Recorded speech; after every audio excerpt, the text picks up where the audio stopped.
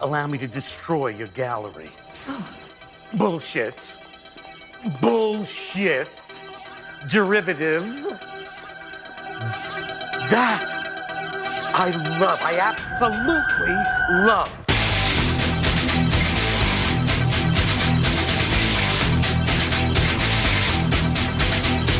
The Dornier Do-335 Arrow is a German Rank 4 BR 5.7 interceptor/attack aircraft that proves that making an even more complicated and advanced plane at the end of the war is a clear priority when half your people are starving. This was the first plane to have an ejector seat owing to the push-pull propeller configuration to stop Gunter being turned into sauerkraut. And due to the ever-wise hand of Hitler was bogged down with so much technical shit that it never did more than scare a few Allied pilots. There are 3 variants of this massive flying dildo. But the one we will discuss is the Mummy's Credit Card Premium, the B2 ground attacker variant. Bearing in mind that the differences between them are mostly in terms of armament, let's cover their common features beginning with maneuverability.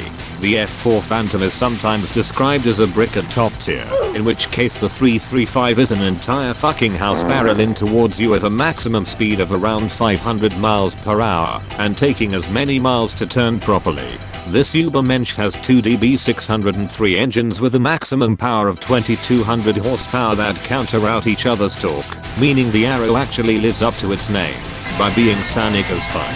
However, as alluded to, this thing cannot turn or dogfight to save its fucking life. It also climbs at an average rate, and worst of all, this plane is quite fragile and fucking huge. Like seriously, look at it compared to the goddamn Irado. I am small. Finally, the Dornier has this idiotic political compass looking ass, meaning that striking the rudder on takeoff and landing is very easily done, and the plane is even less controllable at low speeds. Okay, actually it turns out that Gaijin either buffed it, or it's bugged. Either way, don't tell them. Now that we have discussed how this plane runs like Gullering in his prime and looks like he did after morphine, what about the armament?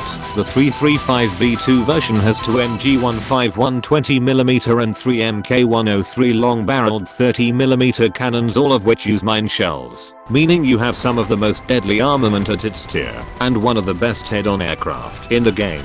Furthermore, the 30mm of HVAP rounds with a maximum of 60mm of penetration against flat armor at 1 km, meaning this plane has incredible potential against ground targets.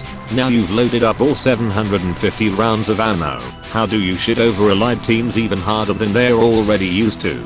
To start in air battles, select air belts for both of your cannon sets and tell bombs to go eat shit, setting minimum fuel because chances are you won't survive that long, much like the fighter program did in real life. When you spawn, climb at a 10-degree angle until about 5 kilometers, and if you use manual engine controls, open those radiators like you're gonna cart Greeter off to the eastern front. Your primary objective is to hunt Allied bombers just like the real thing. Only you have the advantage of not having Ernst Hinkle literally lying about producing your plane, so he can make more Tu-19s. Serious? If you head them off, you are guaranteed to kill them, and the only real danger you will face is from behind, where their thick American bums will distract Gunter so much that he'll be shot in the face with a 50 caliber. When dealing with fighters, you need to ask several questions. Is he coming towards me? And am I faster than him? If one of these is correct, go for it. The Arrow is literally Fat Herman in plane form, so you cannot and do not turn. Instead, you charge them head on like a 15-year-old German scout in 1945 charging a machine gun nest, only hopefully with more success. The second point is that your backup tactic is literally the 1945 tactic of running the fuck away, so you need to keep your altitude and energy in order to run the fuck back to base or into friendly fighters. If the answer to both those questions is no, then good luck, camarade. Also remember that if an enemy is shooting you from behind, your rear engine is the first thing to die, which will cripple you, so be careful. Finally, you can use this as a boom and zoom fighter, but you need to remember that it locks up past 450 miles per hour, so you need to either catch your target while he's clueless, or, once again, run away. If you're using the B2 in its ground attack role, load the HVAP rounds, and take the food products. Again, you have two things to remember. One is to set a goddamn timer, lest you want to last as long as the 1000-year Ike did. And two is to watch out for enemy fighters and trees, as both are equally dangerous. Now we will discuss the upgrades for the Dornier. Wait, Europe to win. Fucked it again, like Jesus Christ, stop it. To be fair, I got this plane in a 75% discount, so I can't really say shit. In that case, we will move on to flight training for Gunter. Unfortunately, you probably have more experience than the average German conscript pilot did at the end of the war.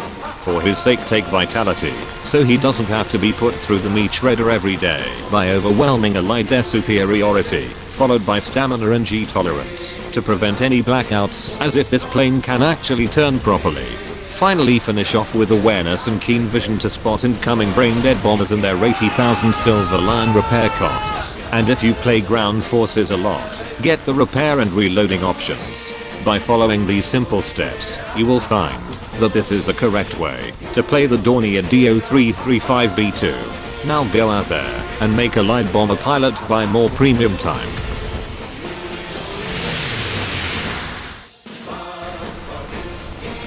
Bonk!